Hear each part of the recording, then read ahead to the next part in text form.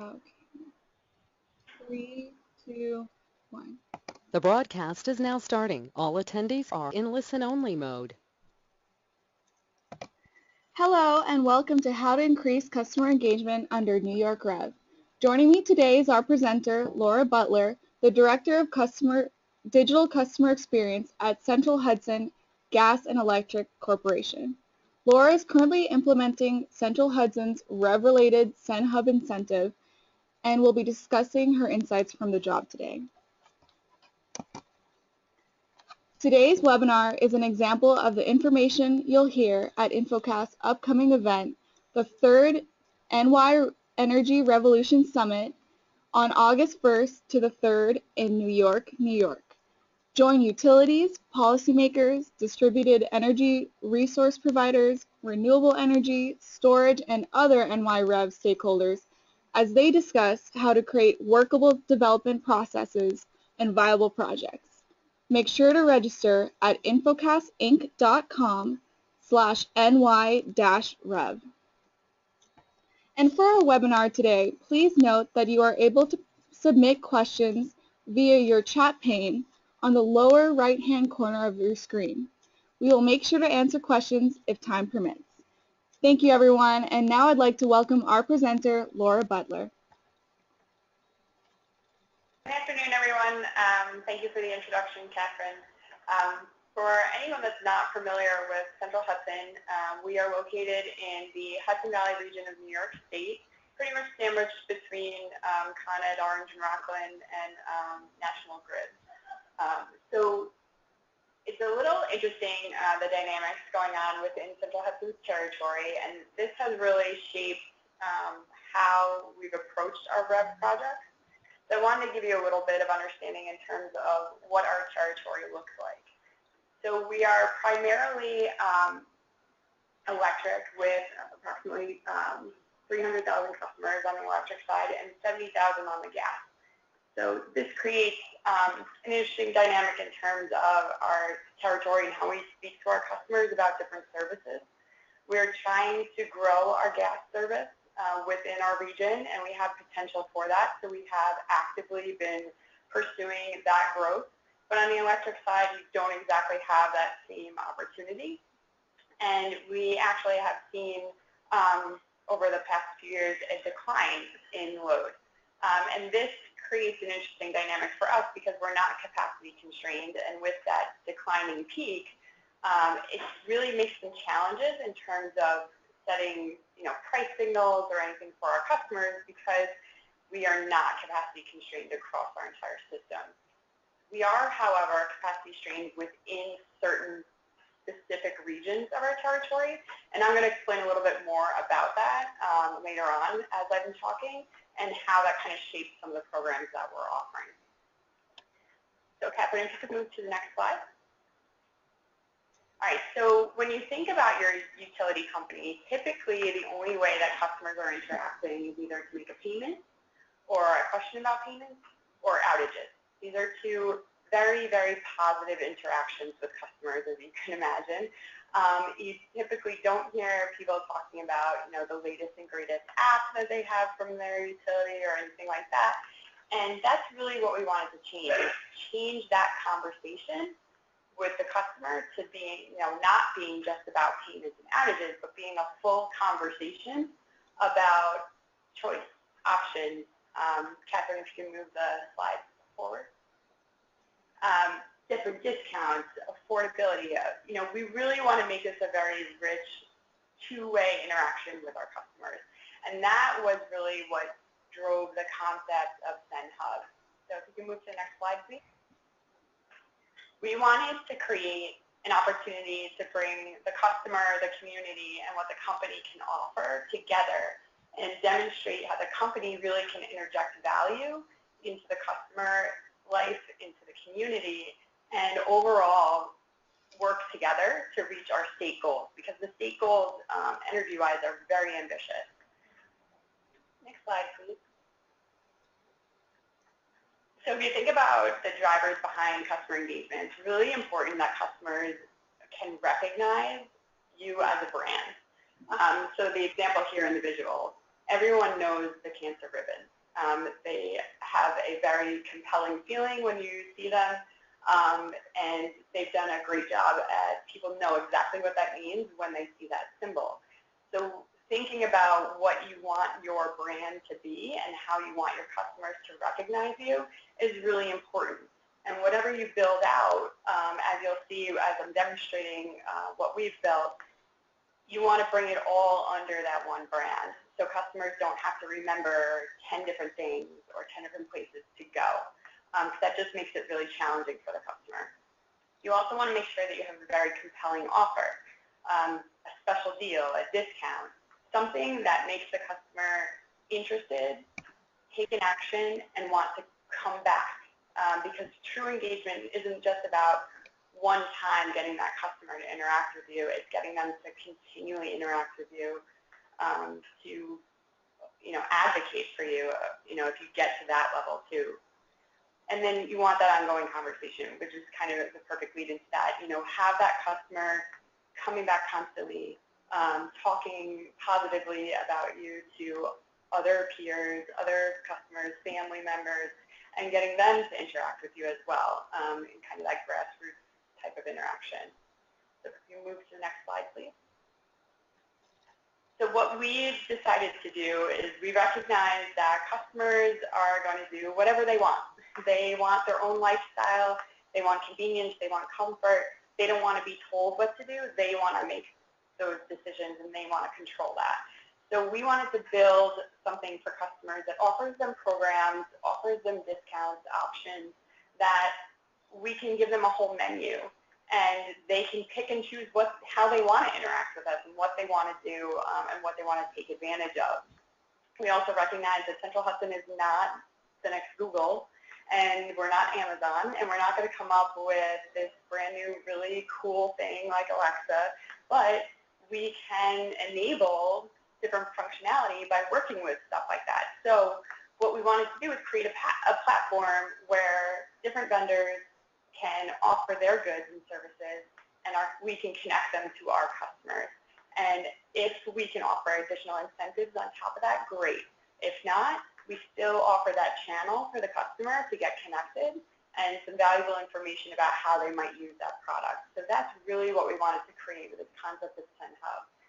So what we did was we created many, many partnerships, and you can tell from this slide. There's a lot of data going back and forth. There's a lot of different user interfaces that customers are seeing. We also recognize that not everyone wants to interact digitally, so we wanted to offer something for customers that didn't want to interact with us through the web. So through ICF and program partners, we have incentives in our big box stores where customers can get discounts on lighting.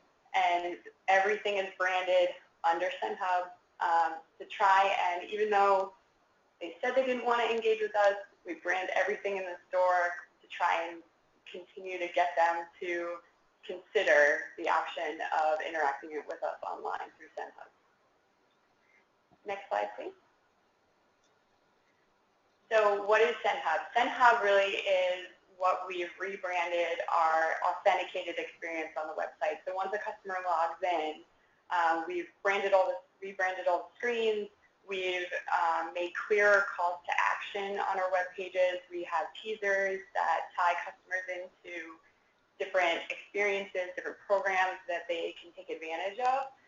And we made sure that as we did that, we tried to personalize it as much as possible, and we're continuing to try and personalize it more and more as we build it out, because this isn't just a one-time thing. We've really invested in this, and we want to make it better and better as we continue to work on it. So one way that we've made the experience a little bit personalized is we've segregated the experience between whether you're a residential customer or a commercial customer. So a residential customer logging in sees different screens, different teasers than a commercial customer when they log in. Another thing that we've done with some of our programs are geographically specific. So we've made sure to segment teasers that only appear when that customer lives within that region. And if they don't, then they don't see the teasers for those programs. So this, gets to a different level where a customer, when they log in, they're only seeing stuff that they're eligible for, and they can go in there and it's relevant information, and instead of just generic teasers. It's also an area where they can, change their contact information. There's, again, clear calls to action on programs they can take advantage of. And it's their gateway into their energy insights, which I'm going to go into a little bit more, as you can see on the next slide.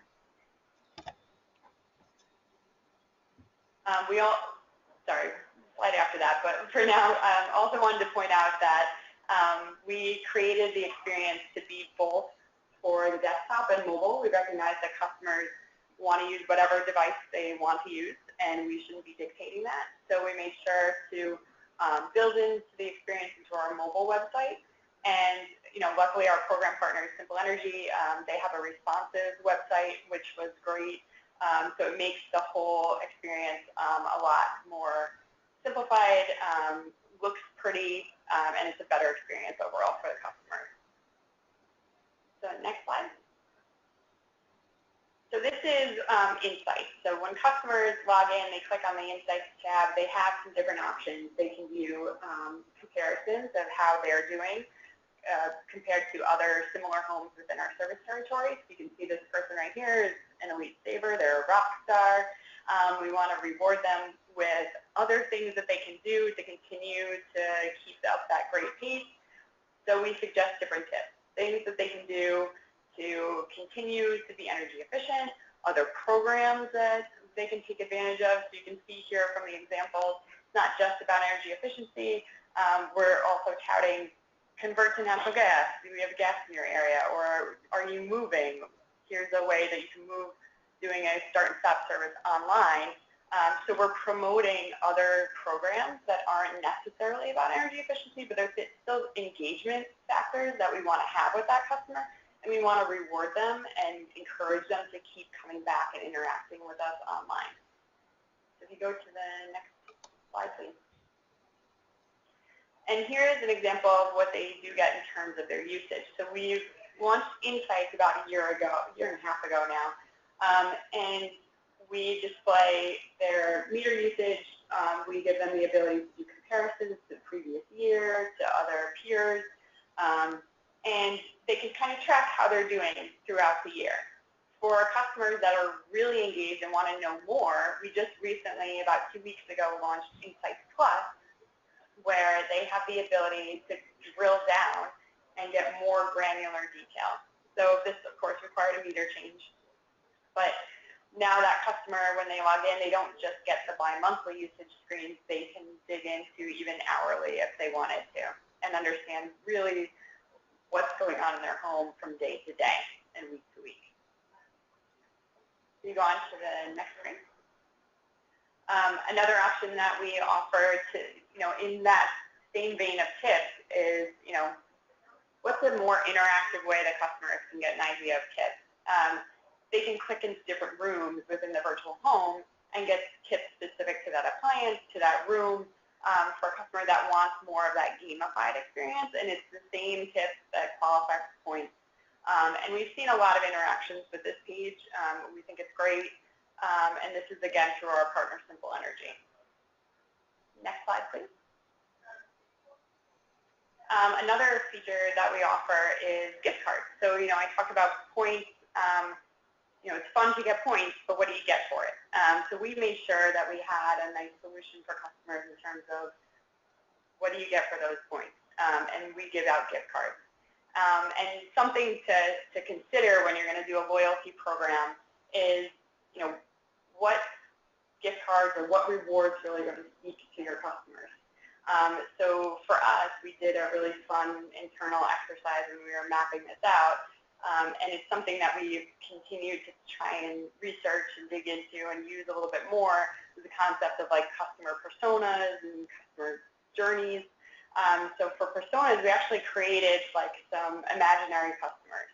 So, we went around the room, talked about, there's a father of 3, he's got crazy busy days, but his weekends, he's at Home Depot, he's going to do this, he's working on the house.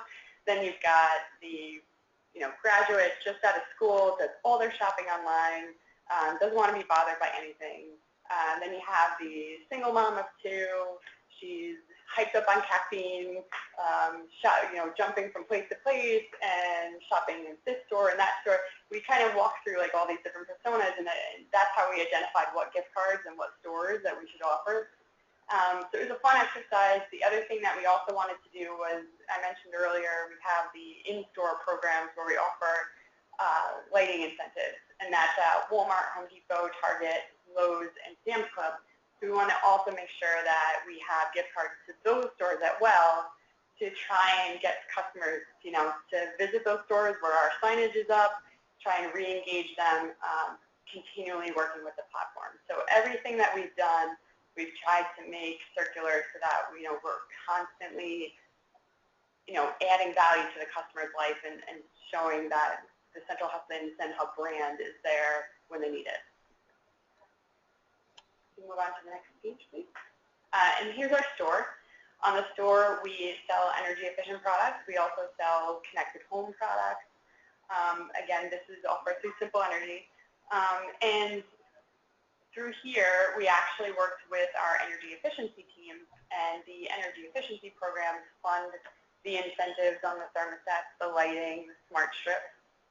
And in our marketing, we send out marketing emails every week about the store, about different offers, and we try and promote different energy efficiency savings and also tips, and try and get customers to engage with our platform overall. And the real success story here with the store is that we use it as an energy efficiency program. So that wasn't the original intention. The original intent with REV was this is going to be a revenue generator, and we're testing the viability of generating revenue through it. We have been generating revenue through it, a modest amount, but really what we were able to do is really kickstart customer participation in our energy efficiency program and claim the savings for those purchases that customers have made of energy efficient products. And I'll talk a little bit more about that later. I spoke earlier about segmentation. It's equally important, the segmentation, to understand not just what you've built for your user interface on your website, but also how you're talking to customers in your other channels. So, we looked at all the different emails that were going out, different programs. We looked at timing of different programs, emails, because we realized that we have a lot of different program implementers. We have a lot of different messages going out to the customer, and we try to consolidate them as much as possible so that we're not hitting the customer with multiple messages on the same day, that we're not conflicting with any of the information that we're sending out, that we're not stepping over another person's really important message that's going out. Because, it's great that we offer all these different programs, but there's also safety messages. There's things that are really vital during storm season, during, emergencies.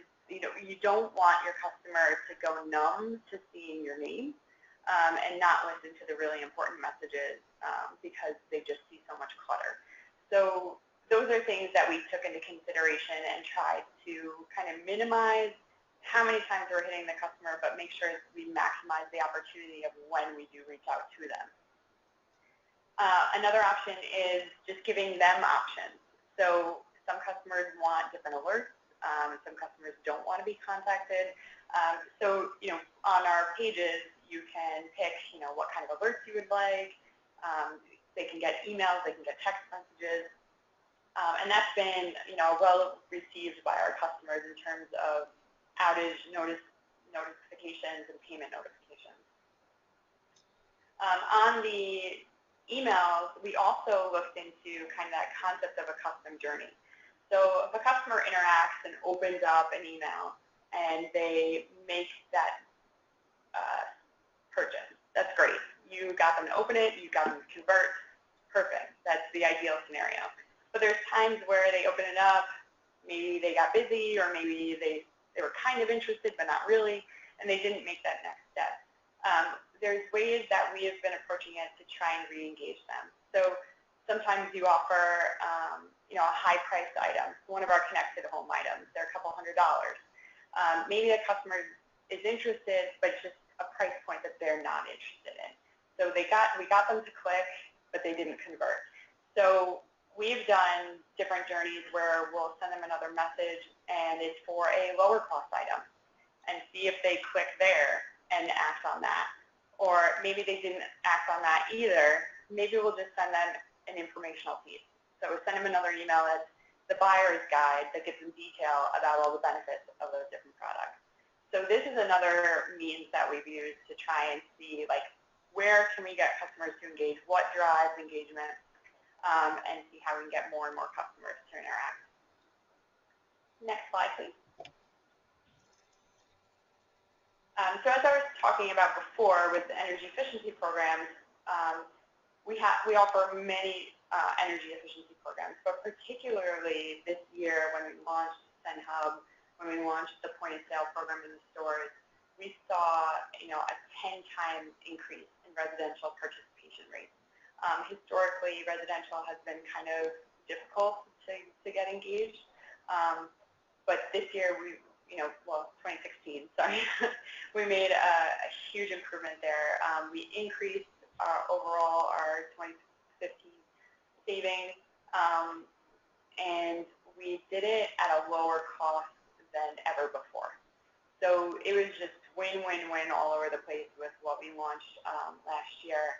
And, a way to try and engage customers and let them know about how their participation drove, overall a success story.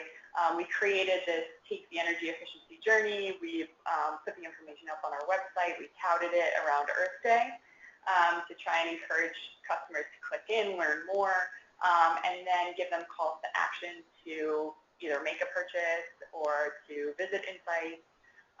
So we tried to, really thank the community for being a part of what we were doing, and also re-engage them to do more. If you go to the next slide. So if you think back to the very first slide, I mentioned that we had declining load, but there were specific areas within our territory where we did have load constraint issues. So just in case anyone's not familiar with what I'm talking about here, there's load on the system, especially in the summer months, where you have to design for that peak, and there's times where you have to plan out ahead of time, and it's resulting to be either I have to build a new substation, I have to build a new transmission line, I have to build a new distribution line, and you have to make those decisions of what exactly is the best course of action. And traditional T&D infrastructure, you build out, and there's not a whole lot of participation from the customer in those decisions. So what we were trying to do with our Peak Perks program is use it as a non-wires alternative, so find a way to not have to make that infrastructure investment by getting customers to engage in demand response.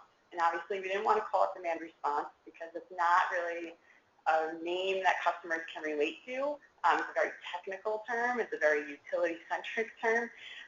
So what we decided to name it is Peak Perks, and really the driver behind that is we offer to install thermostats, pool pump controls, different devices within the customer's home, and they get cash incentives for it.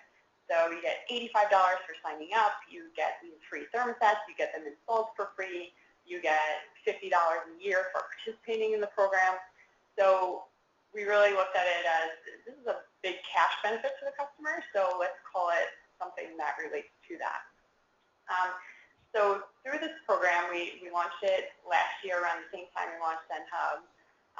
We've seen a really great number of megawatts achieved so far, great participation in the program, and we're really excited about the progress that this program has made, and also just the mechanism that we put in place. It's very unique. We offered a incentive share option. So we're working with our partner Converge on this. If Converge and us, we hit our milestones, there's an incentive available. We share a portion of that incentive back to all customers. There's the incentives that go out to the specific customers that participate, and then there's the incentive that goes back to the company. So we look at this as another win-win-win across the board. And also, you know, the overall benefit is we don't have to continue to spend money on T&D infrastructure in terms of new infrastructure in this area if we get customers to participate. And that's really the test here, is to see if demand response can be as reliable of a solution as traditional T&D infrastructure build out. And because of the progress that we've made on this program, we actually won an award, a Pacesetter Award, which we're very proud of. So again, completely different program than interacting with the website, but these are all things that we're trying to get customers to understand that they can come to SendHub to learn about any program that they can participate in, any program that they're eligible, and reach out to us for more information on anything that they want. Next slide, please. All right. Well, thank you so much, Laura, for your insights. Now we'll open the floor for questions. I will start with one. What has been your favorite way to engage with customers? Just our favorite way to engage with customers. So, I mean, I love interacting with people. So, you know, despite being behind a lot of the website changes, the personal interactions with customers are great. So what we've done is we've also held in-person events. So we've been at the county fairs. We just, this past April, did a home show, and that was one of my favorite interactions so far. The customers, we set it up with couches and cool lighting. We had the hue lights that are controllable, so we were constantly like changing the colors, themes going on. We had an outdoor setup with information about peak perks. We had different panels set up where it like looked almost like a virtual door, and it featured different products like the August Smart Lock, the security cameras. We had a touchscreen kiosk with information that customers could click on about different programs, about different products. And I think that we were very proud of this. It was kind of funny. People didn't even realize it was Central Hudson until they had been in the booth talking with us, and then they're like, oh, wait, you're the utility company. And that's exactly the reaction we wanted. We wanted them to be excited to be interacting with us, and we were really happy that that's how it turned out. Oh, well, that's great. So we actually have a question here from Andrew, and Andrew asks, do you also communicate the incentives with other do you also communicate the incentives other utilities may have for purchasing some of these products? So that's an interesting question. So we do, we are aware of what the other New York State utilities are offering because we have a joint utility conversations very often. So in some of the county fairs where we work, we kind of border different regions. And because I knew that Orange and Rockland was offering a similar store to us and they had incentives, I was actually able to talk to those customers and say, all right, well, you're Orange and Rockland, they offer a similar experience to what we're showing here. I recommend you go to their website. Okay, great. So here is another question from Suman, and he says, how do you share back the savings generated by incentives to the customers? So we would typically do that through basically a credit to customers. So we would do a one-time, like an annual one-time credit for whatever incentive was achieved. Okay, great. And please keep the questions coming in. We're doing questions right now. So just in the lower right-hand corner of your chat pane, please ask questions. And here's another one for you, Laura. So I know you mentioned SendHub Insights and that customers responded well. I was just wondering, have the incentives driven the customers to be more energy efficient, or has it been more of a bonus for being a good customer? I would say both.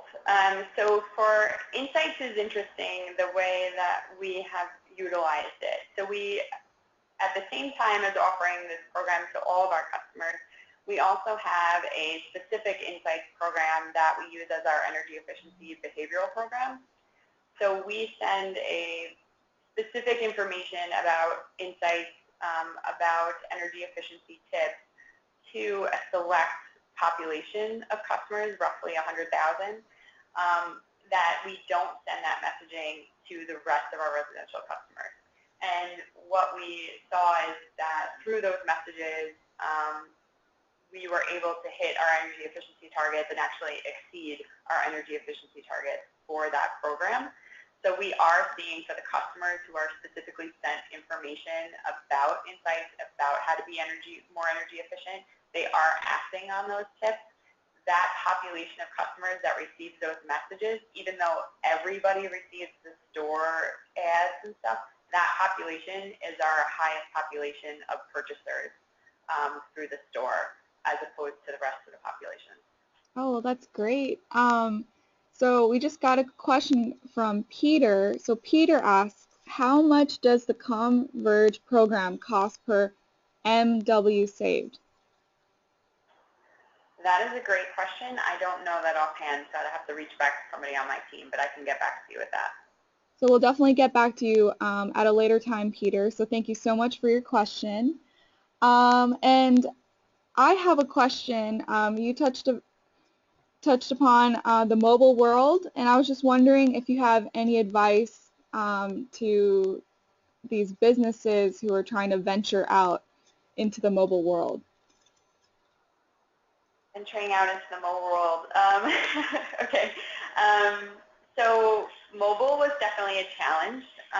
Something that is a challenge that I'm sure is not unique to us, but it definitely was a challenge for us, is that we have our full website, we have our mobile website, and then we have a mobile app. And trying to make design changes across 3 different platforms is very challenging. So part of our project was to migrate from our legacy website to a web content management system that is mobile, responsive enabled. That came with some challenges too, because it also introduced new tools in the midst of trying to launch new programs that everybody had to get up to speed on. We had to make design decisions, and we didn't necessarily have all those experts available. We were kind of learning as we went at the same time. So we've kind of gradually made that transition. So we haven't fully gone to responsive design yet. So we were modifying our existing platform. We were modifying the mobile website, and then we just didn't have time to get to the app. So there's a disjointed experience that we're now trying to go back and redesign and build and decide where it makes sense to go responsive versus what functionality to build into the app. On the app side, we've had huge success with launching our app because we primarily made it about our outage map and outage reporting to start with. So we launched that a few years ago, and we see every time a storm is about to come, people are downloading that app. So it's been a great way to interact with customers. It's a great channel for us to have, and what we're looking at now is with these different programs, with these different tips, if we can get to a level of personalization with energy efficiency savings tips, that we can send customers push notifications to say, hey, take advantage of this program offering, or did you know that based on your energy usage, you'd be a great candidate for a time of use rate? Those are things that we want to be doing in the future, and we're trying to figure out now, how do we get that data about the customer, how do we analyze that data, and how do we create that recommendations engine to drive messages like that to the customer that are really valuable, really relevant, really timely. All right, well, thank you so much for your answer. I definitely think mobile is a great place to engage customers. So we just got flooded with a bunch of questions. Thank you guys all so much. So I'm going to get started. Holly asked, can you explain the 35% participant engagement rate?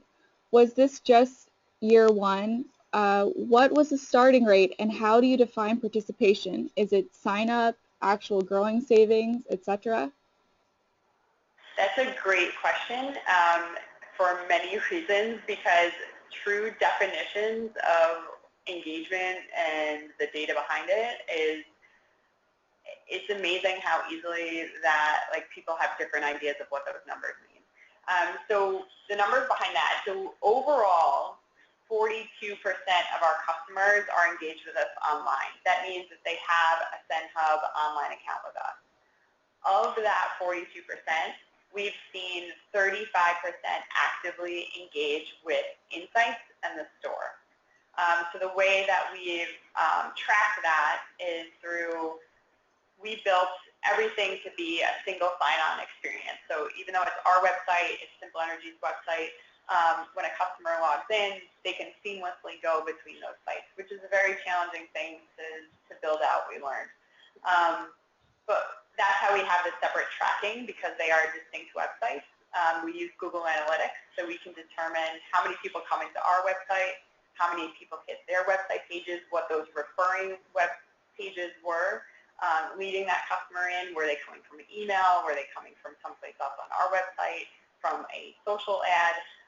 We've made sure to create the tagging on all those different mechanisms to understand where our customers are coming from, and where there might be opportunity to improve in other areas. We also look at bounce rates to figure out where they're dropping off. But that 35% was of those 112,000 customers that we have engaged in the website. 35% of that are actively engaging in insights in the store, which is interesting. It gives you a little bit that, okay, there's a lot of potential to engage more people. You got to always make sure that you're constantly having information for those groups that already is engaged. And then there's the question of, well, why isn't 100% of the people engaged? If they're already logging in, they're already interacting with our website, why are they not interacting with insights and with store? And that's something that we've been digging into, and it's really interesting because a lot of customers still just want to make that payment, and that's the only reason why they're interacting with you online. And that's okay if that's all they want to do. You don't want to force them to do anything. But if you can talk to them in a way that, hey, while you're making your payment, did you know you can lower your bill? That's kind of what we're trying to reach to now, is how do we build more features into insights that give that customer a better understanding of, this is how your energy usage can impact your bill. Because we recognize that talking to customers, they don't know what energy efficiency means. They don't care what energy efficiency means, but they do care about how much money they pay you every month. So that's something that we're trying to kind of change the way that we show that information, make more of that direct correlation in the customer's mind of, hey, yeah, if I switch to this device, or I turn my lights off, or if I do this, I maybe can chop that bill by a couple bucks a month, which makes a big difference in a person's life. Well, that's a great tactic. Thank you so much for your answer. We also have a question from Nick, and Nick asks, does SendHub employ any analytics to predict when customers are likely to face peak charges or are on track for a higher than usual electricity bill? Great question. Currently, no.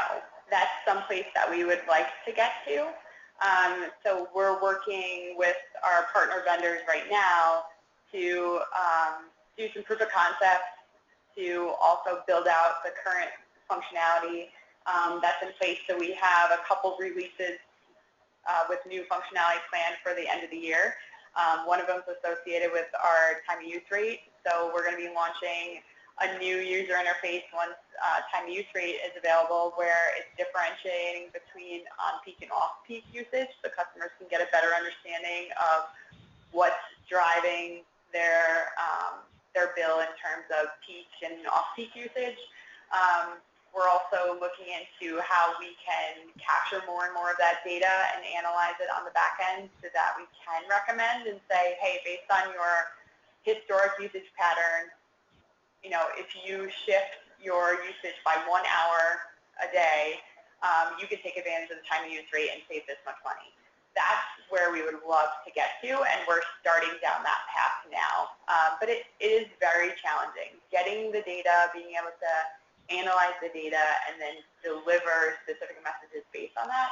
So a lot of build out on the back end. It's complicated. It takes a lot of time, and nobody really sees the benefit until all of it is accurately in place. Because the last thing you want to do is launch something like that, and you didn't vet every possible scenario, and you're sending the customer incorrect information.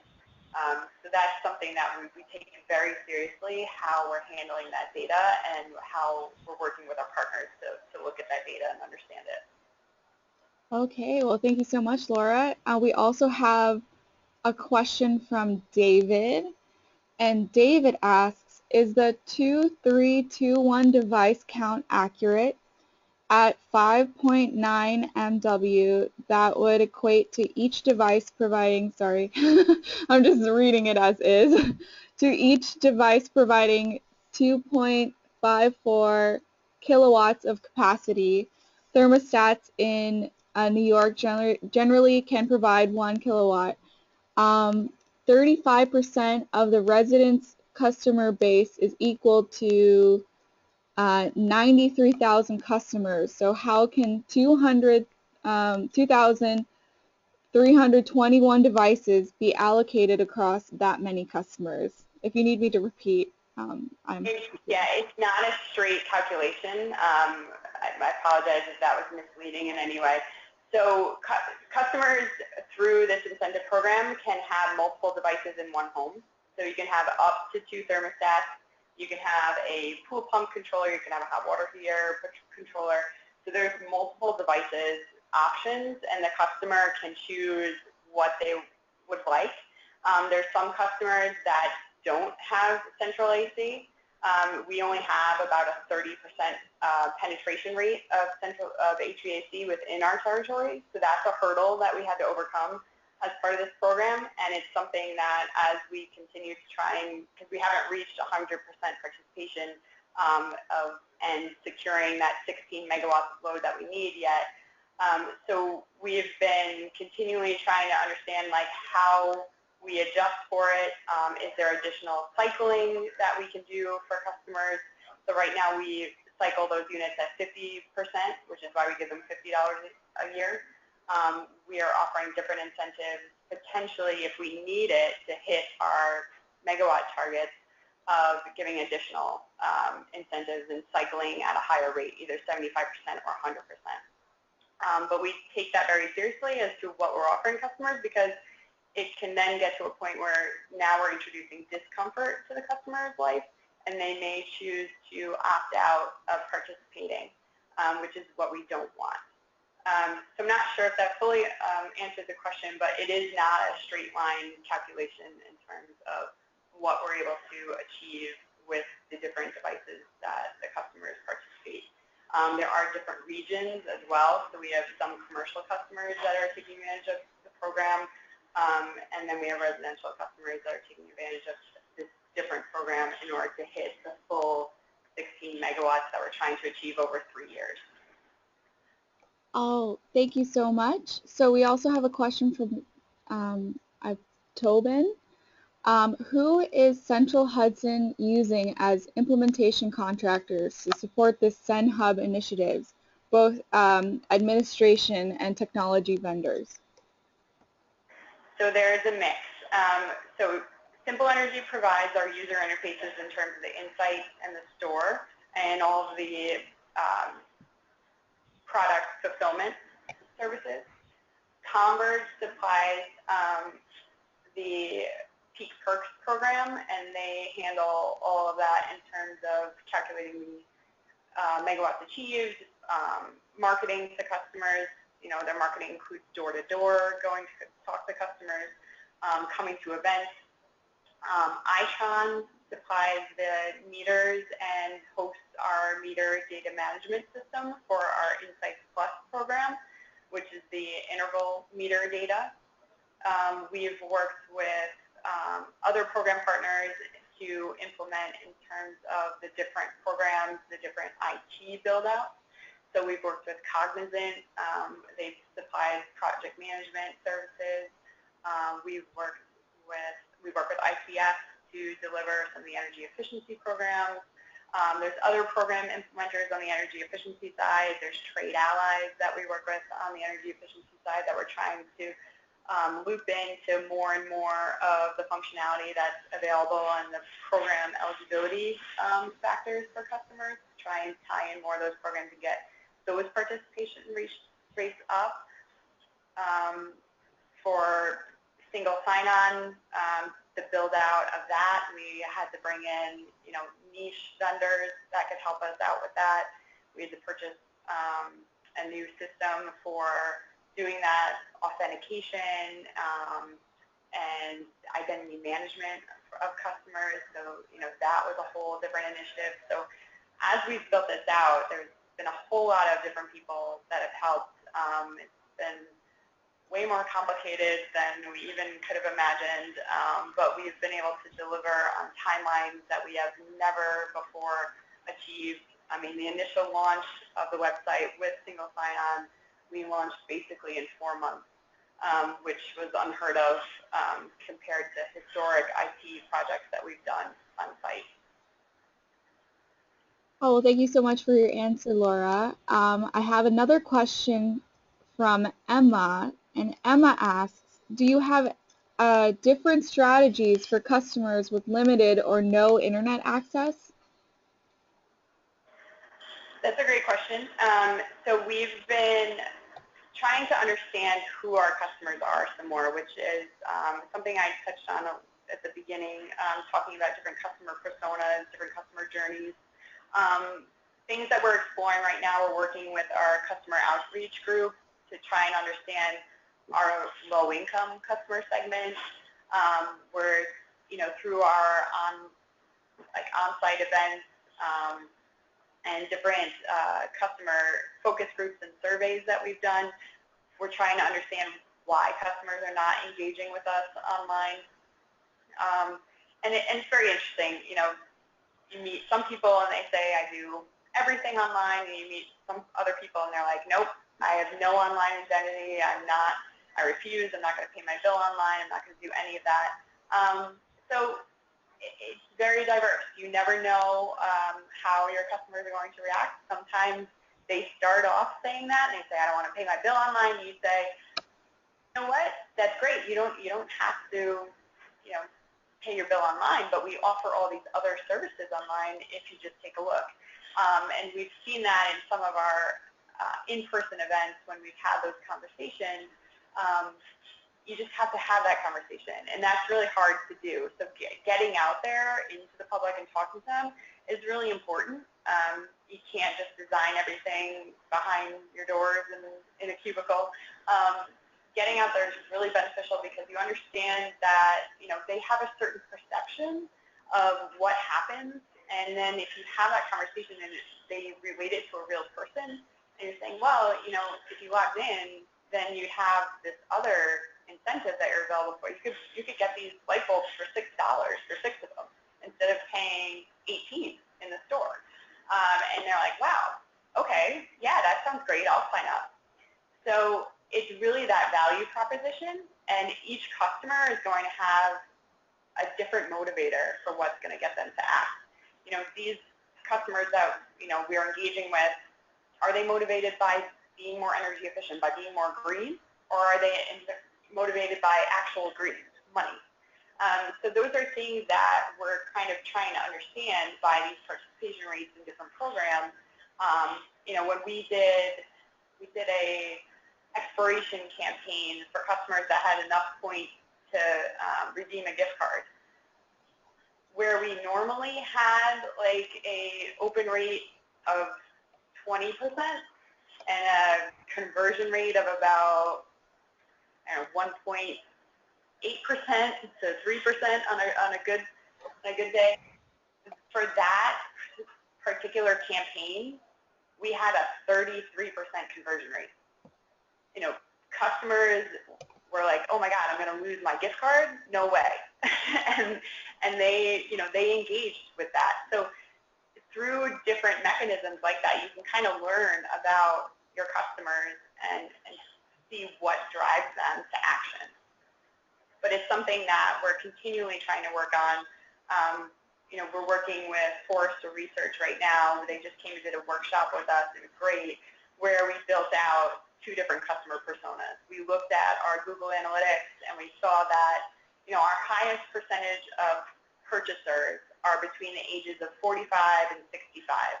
Yet, when you look at your online statistics of who has an online account with us, that's actually one of our smaller populations of online users. So that was interesting to us. We're like, you know, if they're our highest value customers in terms of revenue, how do we engage more of them and drive up our revenue opportunity? So that's something that through that persona development, we were like, okay, who is this customer? What do they look like? What are their activities that they participate in every day? What is their lifestyle like? You know, who do they go to for information? Where can we at Central Hudson interject value into their everyday to make them a loyal customer or to get them to participate? And we hit our goals, they hit their goals, and everybody's happy. You know, so those are the types of things that right now, through data and through actual interactions with customers, we're trying to build out an understanding of who our customer is, and then, you know, offer programs and information to them that we get them to engage with. Well, thank you so much, Emma, for that great question, and thank you, Laura, for such a thoughtful answer. We have another question from Matt, and Matt asks, is advanced metering being considered for more detailed analytics of usage in the home? Yes, so that's how we're offering Insights Plus. So we are using, it's interesting, we did a full cost-benefit analysis and determined that full-scale AMI within our service territory is not cost-beneficial to our customers or to the company. We have some unique factors that drive that. So we do bi-monthly meter reading, so there's not a whole lot of potential for cost savings by moving to AMI. We already have made significant investments in our grid automation and our outage management systems. So a lot of what normally people see in terms of operational benefits associated with AMI, we would not be able to take advantage of because we've already made other investments that get us kind of almost to the same point. So because of that, when we looked at it, we said, okay, we want to offer customers this option, more information, more insights into their energy usage, but we shouldn't have every customer paying for it if every customer doesn't want it. So what we came up with is that Insights Plus, where you can get your meter changed out, get that interval metering detail, is basically a service that you can have, and it's an add-on service to your normal basic utility service. So they pay a monthly subscription fee in order to get that extra analytics on their usage. Okay, well that's great. So I have one last question for you, and this is again from Suman, so thank you for all the questions. His question is, how do you calculate the savings per customers? Do you have a base year or base month to calculate savings accruing to the customer by participating in the energy efficiency program? That's a good question. I'm going to defer to my energy efficiency team so I can get back to you with specifics on that. But basically, it's a combination. So there is a group that is being what we call in treatment, that's receiving information specific to how to save energy. There's a control population that they're being compared to. Then there's a non-treatment group that is not part of the experiment whatsoever. And we've been running this program, I think, for about 6 years now. And it's a combination of historic usage comparisons to the control population, and then everything's weather normalized, because obviously, energy usage is going to be impacted by how the weather is throughout the year. So there's a lot of different factors that go into the calculations of how that's done. So specifics I can get more detail on from the team, but overall there's a lot that goes into it. Well, thank you so much, Laura, for answering all the questions. Thank you to everyone who asked questions during our Q&A portion. And now comes to the end of our webinar. So I just want to say thank you all for joining our webinar. As a reminder, you will receive an email with the recording of this webinar within 24 hours. And don't forget, make sure to sign up for the 3rd New York Energy Revolution Summit from August 1st to the 3rd in New York, New York. Register at infocastinc.com/NY-REV. That's infocastinc.com/NY-REV. Thank you again to Laura for all of her insights. It's been a pleasure. And just want to thank all of you guys for tuning in. We appreciate your time, and we're wishing you well. Thank you, Catherine.